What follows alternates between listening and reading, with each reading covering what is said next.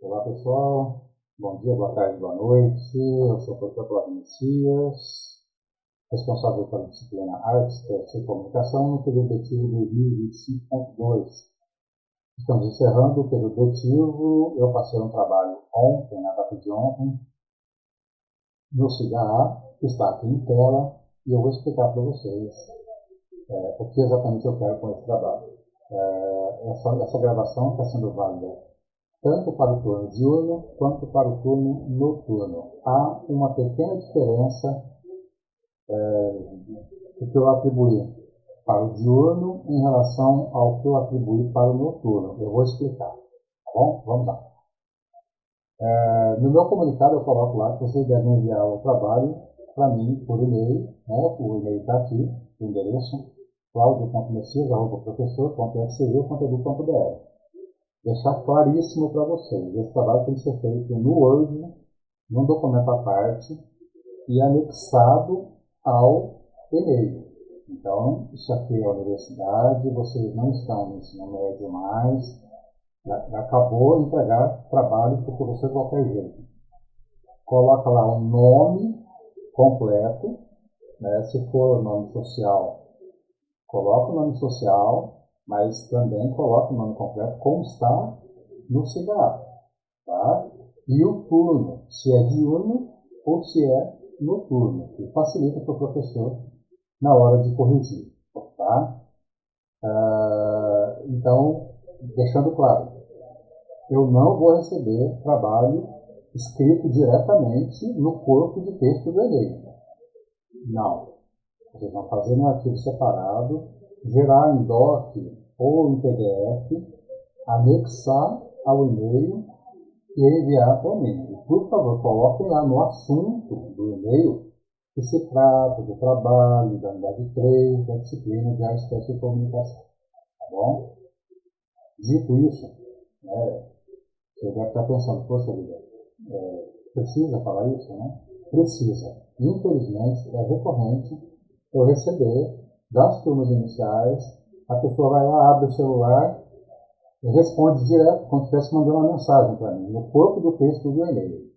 Não, isso aqui é academia, isso aqui é sério. Faz o trabalho, sabe, seja qual for que vocês vão fazer. Mas faz o trabalho, que tenha lá uma capa com o nome completo de vocês, matrícula, turno, diurno ou turno que vocês estão estudando, não é? E aí sim, um trabalho com título, um resumo, 3 palavras-chave, pelo menos 3 palavras-chave, né? Feito isso, vai lá, introdução, faz a edição de vocês, o desenvolvimento, que é a análise que está sendo feita por vocês, uma análise fundamentada com os textos teóricos que nós trabalhamos na disciplina, e deixando mais também claro, eu não vou dar nota, não vou receber trabalho em que o aluno dê o aluno ou a aluna dê pura e simplesmente a opinião dele sobre o que eu estou colocando aqui. Eu não quero a opinião de vocês. Eu quero a análise de vocês dentro dos fundamentos teóricos trabalhados desde outubro do ano passado. Os textos estão no CIGA, todos estão lá. Vocês devem ter lido. Quem não leu vai ter que ler. Não é? E aí vão cruzar a análise que vocês estão fazendo com a fundamentação teórica. O trabalho que chegou sem análise teórica também vai ser reprovado, porque é uma disciplina teórica, não é uma disciplina prática. Vamos lá, eu vou ler aqui o que eu estou pedindo aqui no CIGA. No texto sobre a peça Ao Poço, esse texto foi colocado para vocês 15 dias atrás, a autora Maria Cristina Castilho Costa faz uma abordagem estética sobre a prática da censura e as formas pelas quais é possível driblar a censura. Ou seja, no caso de uma diretora de peça teatral, que é o caso da peça, né? Tá, a minha câmera aqui está cobrindo o que eu estou querendo ler, né? Mas o roteiro é elaborado de maneira a ter uma intencionalidade de construção de sentido junto ao público que vai ao teatro assistir ao espetáculo, cujo perfil cognitivo pode não ser o mesmo dos agentes da censura. O que eu estou querendo dizer aqui? A diretora da peça, ela elaborou o roteiro da peça, né? Ou seja, a peça distribuída em atos, com uma intenção de, sim, passar pela censura, porque toda a peça passava pela censura. Mas ela driblou a censura. Por quê? Porque ela construiu uma linguagem no roteiro da peça para o público que, durante a ditadura militar, foi assistir a peça. Né? Tudo bem que é um público mais elitizado, tem um capital cultural um pouco mais elevado, mas ela teve uma intencionalidade estética, ou seja, ela escreveu o roteiro de maneira a passar pela censura e receber a restrição da censura. Só que quando ela faz isso, ela entende que o agente da censura, né, o militar lá que está fazendo a censura, o militar não, porque infelizmente nós tivemos durante a censura muitos casos de colaboradores da censura, né? Pessoas adeptas ao regime militar, que não eram necessariamente militares e que faziam parte dos comitês censuras. Mas essas pessoas não compreenderiam aquilo que ela queria que chegasse ao seu público espectador. Passou pela censura, voltou para operações, a peça foi mantida na sua intencionalidade estética. Né? Então, simplificando, uma peça teatral, ou mesmo a música, vamos lembrar da música Cálice, do Chico Buarque, né? Na época da ditadura, era escrita em uma perspectiva estética resumida em agentes da enunciação, fazendo da arte o terreno de mediação com seu público, que é a recepção, em um cenário em que o agente da censura não integra essa intencionalidade estética. Né? Eu elaborei uma peça. Eu quis que essa peça, no seu estado da arte, chegasse numa competência comunicativa ao público que entendesse que aquilo ali era uma crítica ao regime militar. Porém, essa mesma peça passou pelos agentes da censura que não pegaram, não captaram essa intencionalidade. Há diversos motivos estéticos para isso. A Maria Cristina Castilho Costa, no texto, ela deixa claro lá os pontos da perspectiva da partilha do sensível, né? Ela não cita o Jacques Rancière nesse texto, mas ela está se referindo ao pressuposto do Jacques Rancière da partilha do sensível. Então, eu coloco lá. O que Maria Cristina Castilho Costa analisa também está presente nos textos de Jacques Rancière e Ariano Suassuna. O Jacques Rancière, a partilha do sensível, o Ariano Suassuna, iniciação à estética, textos que eu discuti em sala de aula com vocês.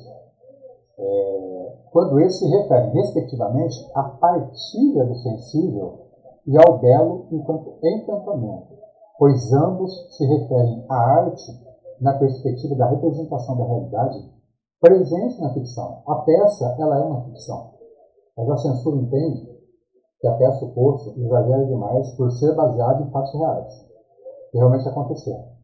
Mas a censura não se dá conta que, na realidade, a peça é a representação da ditadura que mata, da ditadura que persegue, que mata e que esconde os corpos de quem mata, né? De quem é assassinado. A questão central do trabalho. Cite, aí eu estou pedindo para vocês, cite um exemplo em que você tenha presenciado alguma situação que possa ser entendida por você como censura. Fundamente sua resposta citando os autores e textos abordados nas unidades 1, 2 e 3 da disciplina. O que eu estou pedindo para vocês é que vocês citem. Vocês, lendo o texto da Maria Cristina Castilho Costa, vocês estão vendo que nós discutimos isso em sala de aula, em aula presencial, inclusive. A censura, ela é um cerceamento da livre manifestação.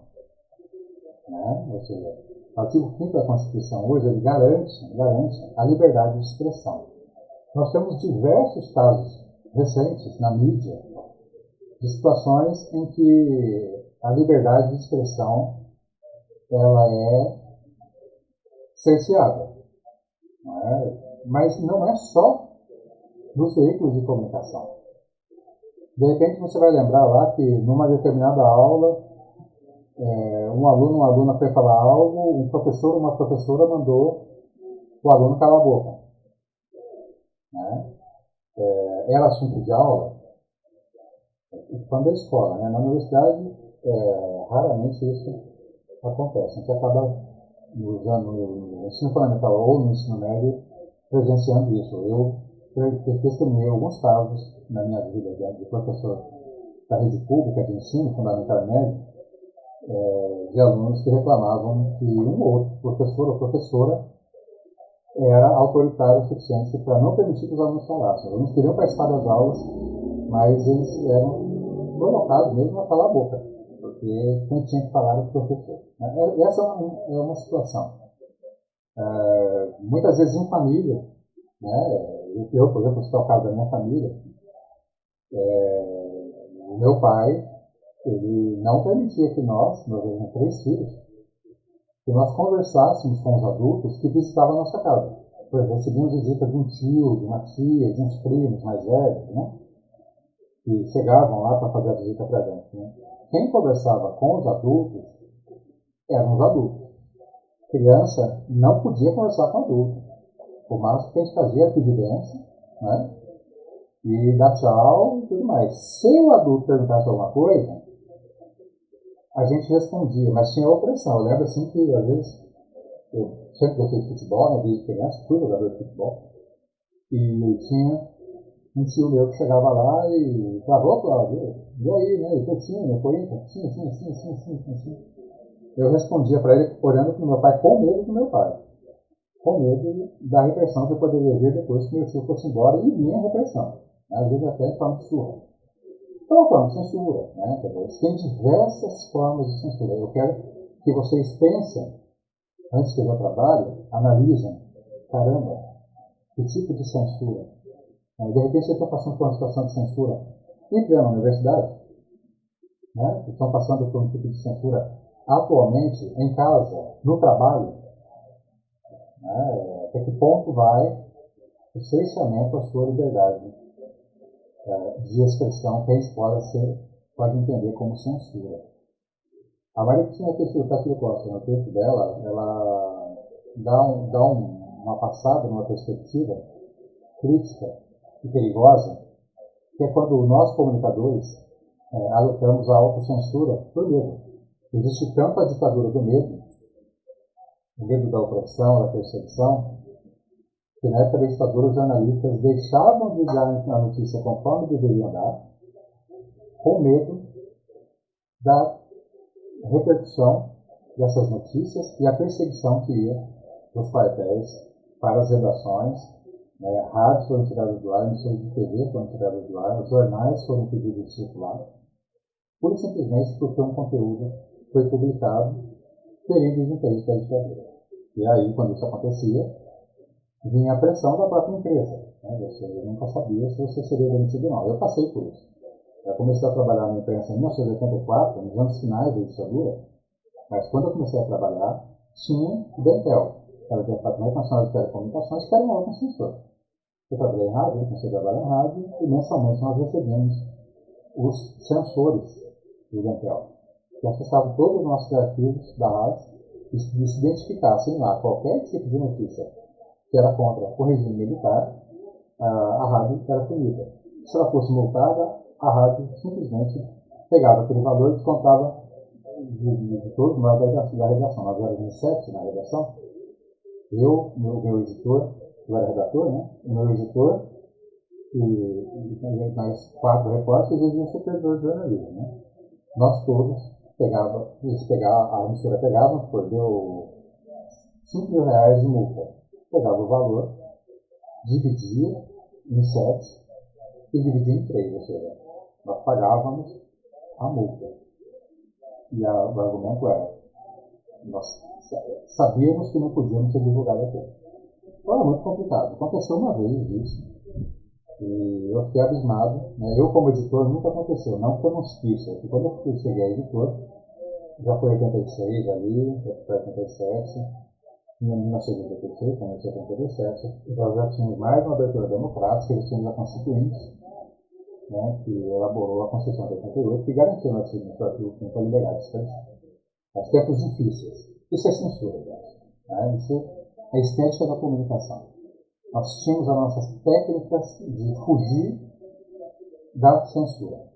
Né? Dávamos notícia por códigos estéticos, mas dávamos as notícias e não éramos pegos pelo dentel.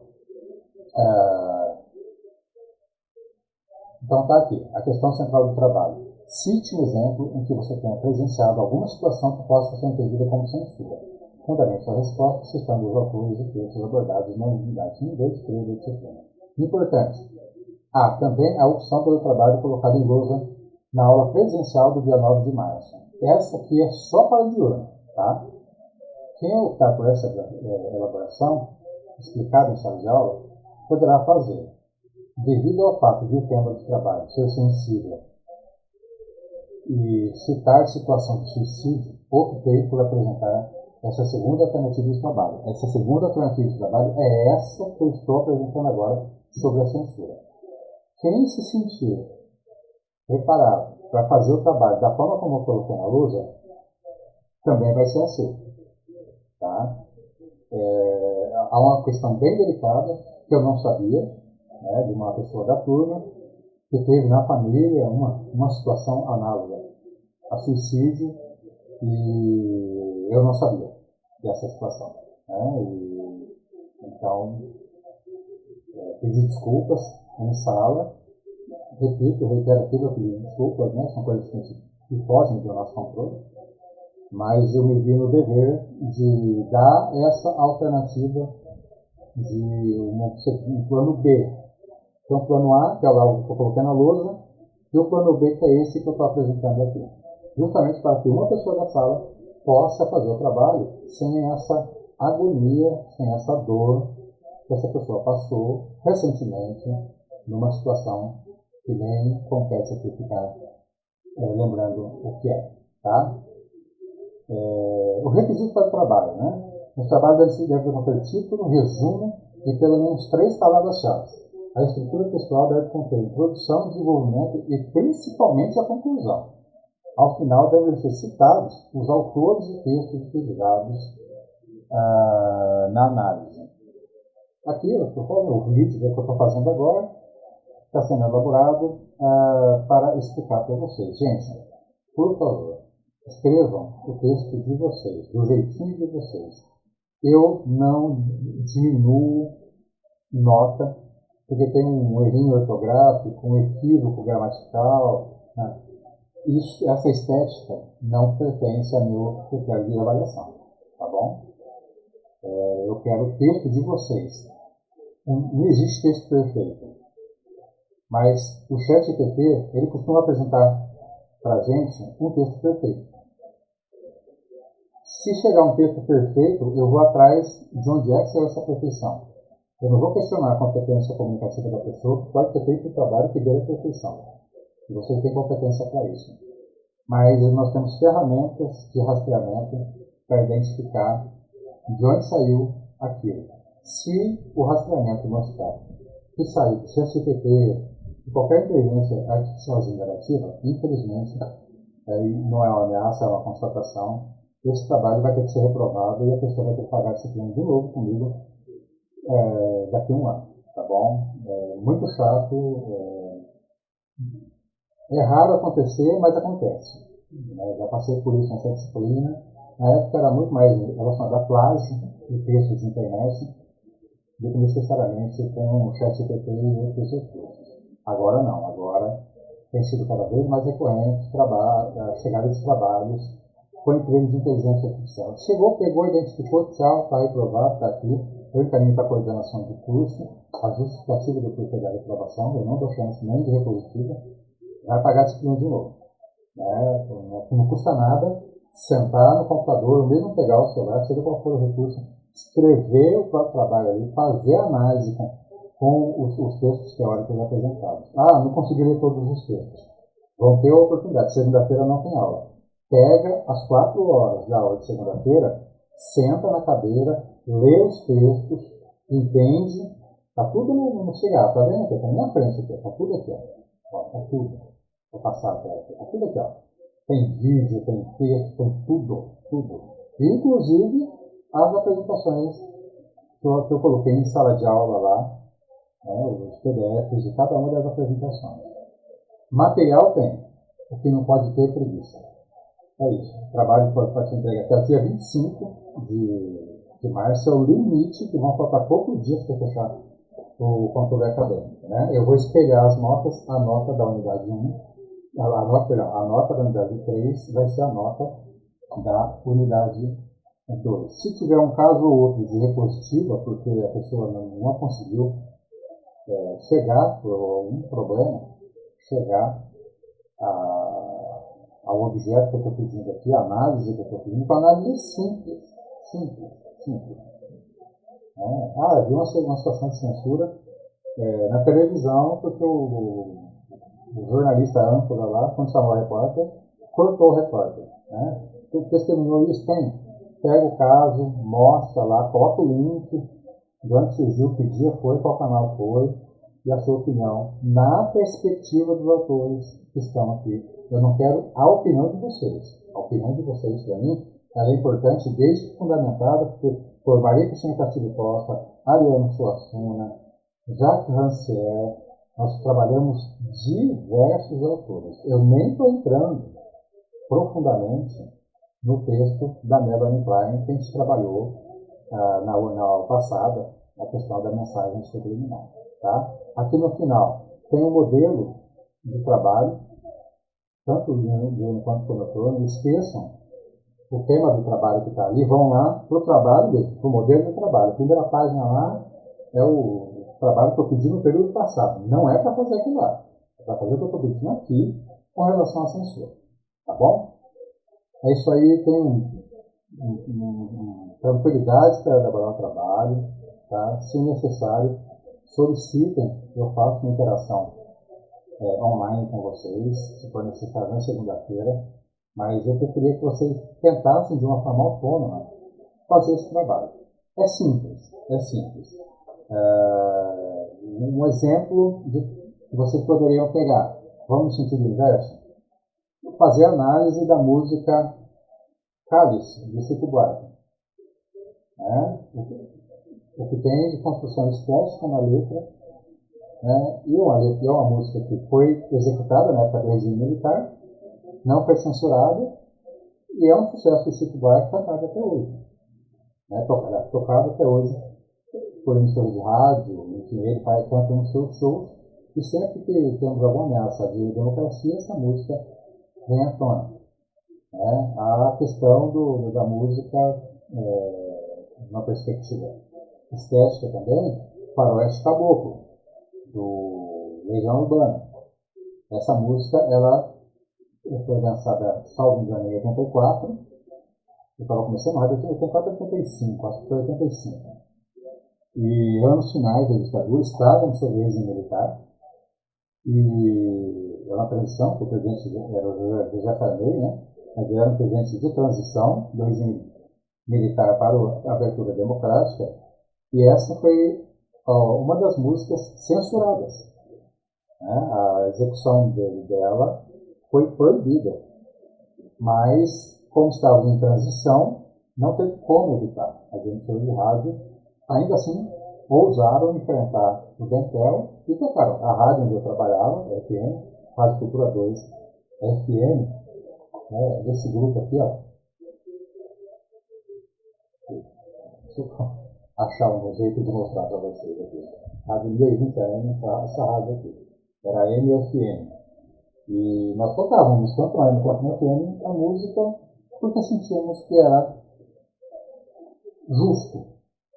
E Faroeste Caboclo tem um monte de recados estéticos aí do Renato Russo para a sociedade da época, aquela sociedade conservadora. Então, assim, são essas situações, Erva Venenosa, por exemplo, uma música que era uma apologia à maconha, e o grupo Hanoi Hanoi gravou fez sucesso, mas a censura proibiu a circulação. A emissora de rádio ainda assim executado. Depois a Rita Lee regravou Erva Venenosa. Então temos diversas formas estéticas de análise aqui. Eu citei um caso para vocês, lá na unidade 1, antes de eu viajar para o México, da música No Mesmo Lugar, do João Neira Marciano, que na primeira versão eles colocavam um pobre qualquer, foi tirado de mim. E aí o João Paulo e Daniel vão lá e regravam, e colocam e trocam, com autorização do autor da música, o Alcinol de Rossi. Para mudar para um cara qualquer foi tirado de mim. Né? É uma alteração estética. Isso pode ser entendido como censura? Depende do ponto de vista. Né? Eu elogio muito o que a dupla fez, né? Porque tinha preconceito social, socioeconômico. E eles reduziram isso para atenuar a letra da música. Então vejam que tem assim, nós discutimos isso na unidade, principalmente na unidade 1, né? Quando a gente estudou as músicas. Mais um exemplo aqui, Vossa Excelência, do Titãs. Peguem a música, Vossa Excelência. Ela não é tocada, ela é gravada nos anos 90 e ela critica a corrupção frequente nesse país. Ora corrupção da direita, ora corrupção no berço da esquerda, nos governos todos, Bolsonaro, Lula, Dilma, corrupção reinou nesse país, seja qual for a corrente ideológica que estava por trás dos partidos que governaram o país. Eles vão lá e gravam Vossa Excelência. Talvez nenhum de vocês, ou poucos de vocês, tenham ouvido essa música, porque ela não entrou no circuito da indústria cultural. Por quê? Porque usa um palavrão, que é o FDP, que é filho da puta. Eles xingam os políticos e os juízes e os magistrados todos de FDP. Isso foi considerado agressivo. A não veiculação dessas músicas pelos jornais, pelas rádios, pode ser considerado censura. O Titãs tem um DVD gravado em Florianópolis, na Praia de Joaquina, um DVD maravilhoso, eles gravaram, só não me engano, em 98, que a banda não canta, quem canta é o público. Ou seja, o público que é fã do Titãs escapou da censura. Tem uma forma de censura, não permitir a veiculação de uma música no emissor de rádio em tempos de Estado Democrático de hoje. E eles cantaram, ou seja, não adiantou nada as TVs, as emissoras de rádio, não terem tocado essa música, porque quem gosta de rock, quem gosta da banda, conhece a música e faz questão de cantá-la em tempos de corrupção. É isso, minha gente. Quase meia hora, uma videoaula aqui, para explicar o trabalho que eu estou pedindo para vocês. Então, vejam que esse trabalho sobre censura que eu estou pedindo, eu estou ampliando ele, mas não deixem de ler o texto da Maria Cristina Castilho Costa sobre a censura à peça oposta.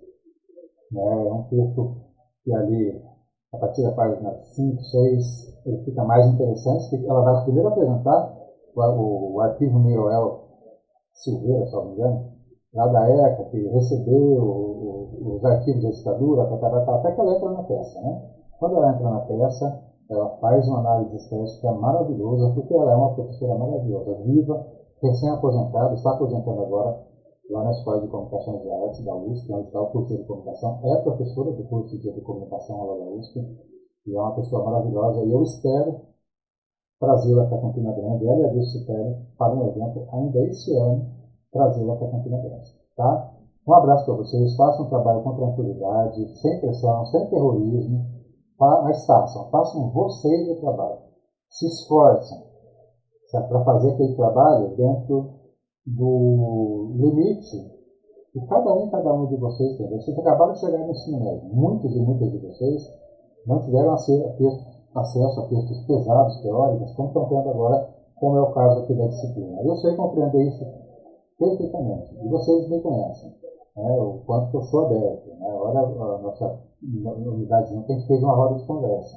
Infelizmente, não deu para fazer roda de conversa na unidade 2, porque eu adoeci 2 vezes, né? Um da cabeça e outro da garganta, e teve o carnaval no meio. Ficou difícil fazer a roda de conversa com vocês na unidade 2, mas eu queria ter feito a roda de conversa com vocês na unidade 2. Então eu fui super aberto, super democrático, super efetivo na minha percepção estética.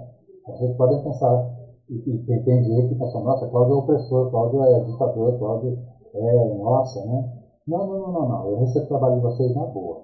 A única coisa que me chateia, e que me irrita, e que me tira do sério, é trabalho em que a pessoa faz plágio, tira texto pronto da internet, entrega como sendo dela, ou então vai lá e usa a inteligência artificial generativa lá para fazer o trabalho. Aí não, né? Aí é preguiça, né? Quem faz isso tem que estar em qualquer outro lugar, menos no ensino superior. No ensino superior, público, sério como é a nossa FCG, exige pensar. Vamos pensar e o que vocês colocarem para mim está certo. Para mim não existe certo ou errado no que vocês esperam.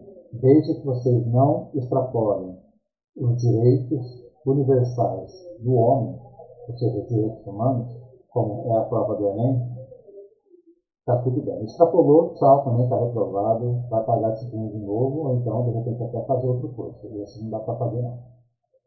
Beijo para vocês, amo essas 2 turmas, eu sempre reitero para vocês o quanto essas turmas ingressantes são boas, vocês são bons, né? As conversas rendem e eu atendo na medida possível aquilo que vocês me pedem, né? Eu gravar essas aulas tem um fundamento, né? Porque alguém um dia pediu para mim, olha, para compreender melhor essa relação dos textos e do que tem que fazer, eu preciso do vídeo, então é por isso que eu faço esses vídeos, né? Atendendo às necessidades de vocês, tá bom? Vocês são sérios e sérias, vocês são lindos e lindas, vocês são maravilhosos e maravilhosas, tá? Fiquem com calma e período que a gente vai fazer uma disciplina tão gostosa, tão leve, tão levinha, chamada Práticas Educomunicativas de Editoração, e vocês vão me ajudar a fazer a primeira revista do nosso Centro de Humanidades, que é a Revista Feras, que é uma revista que vai receber os ingressantes de Edupom, né, apresentando o que são os cursos de Arte Mídia e Edupom na nossa unidade acadêmica de Arte Mídia. A gente vai se encontrar pelo menos mais 2 vezes, agora em editoração no próximo período, e comunicação ética e cidadania daqui um ano, lá 2026.2, a gente se encontra e aí acabou, né? Aí eu espero encontrar vocês só lá na próxima de grau, tá bom? Um beijo, amo muito vocês, viu?